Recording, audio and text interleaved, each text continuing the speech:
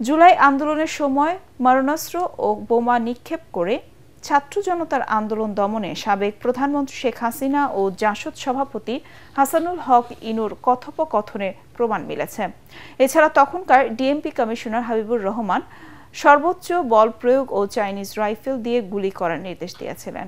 আন্তর্জাতিক অপরাধ ট্রাইব্যুনালে শেখ হাসিনা সহ ৩ জনের বিরুদ্ধে মানবতা বিরোধী অপরাধের মামলায় ২ জন সাক্ষী তাদের জবানবন্দিতে এসব তথ্য দেন। তবে ওই কল রেকর্ড কৃত্রিম বুদ্ধিমত্তা বা এআই দিয়ে তৈরি কিনা সেই বিষয়ে প্রশ্ন তুলেছেন শেখ হাসিনার পক্ষে রাষ্ট্রনিযুক্ত আইনজীবী। আরও জানাচ্ছেন হুমায়ুন চিশতি। ২৪-এর গণ আন্দোলনের সময় তখনকার প্রধানমন্ত্রী শেখ হাসিনার সাথে আন্দোলন দমনের পরিকল্পনা নিয়ে মোবাইলে কথা বলেন সাবেক তথ্যমন্ত্রী ও জাসদ সভাপতি হাসানুল হক ইনু।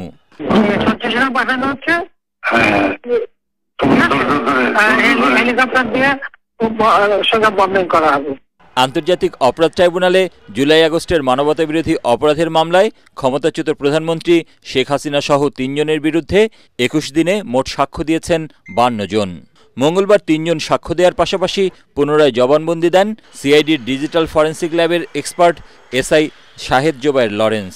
পুনরায় দেয়া জবানবন্দিতে লরেন্স নিশ্চিত করেন ফরেন্সিক পরীক্ষায় প্রমাণিত হয়েছে শেখ হাসিনা ও হাসানুল হক ইনুর কথোপকথন সত্য। জেরায় ওই কল রেকর্ড এআই দিয়ে তৈরি কিনা সে প্রশ্ন তোলেন রাষ্ট্রনিযুক্ত আসামি পক্ষের আইনজীবী।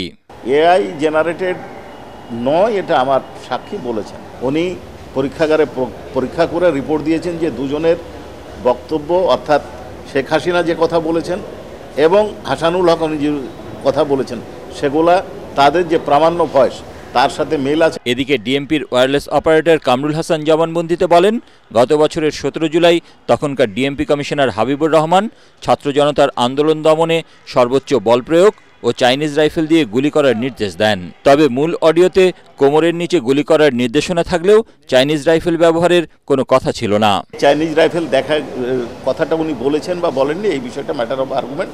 উনি বক্তব্য দিয়েছেন, আমরা যখন আর্গুমেন্ট করব তখন বিষয়টা আমরা ডিফেন্স থেকে বলার চেষ্টা করা হয়েছে যে এটা আত্মরক্ষার জন্য করা হয়েছে, কিন্তু আমার সাক্ষী এটা পরিষ্কার করেছেন সেই দিন অর্থাৎ ১৭ জুলাই এ ধরনের কোনো পরিস্থিতির সৃষ্টি হয়নি।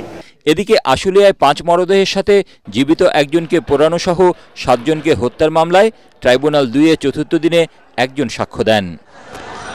হুমায়ুন চিশতি, এটিএন বাংলা, ঢাকা।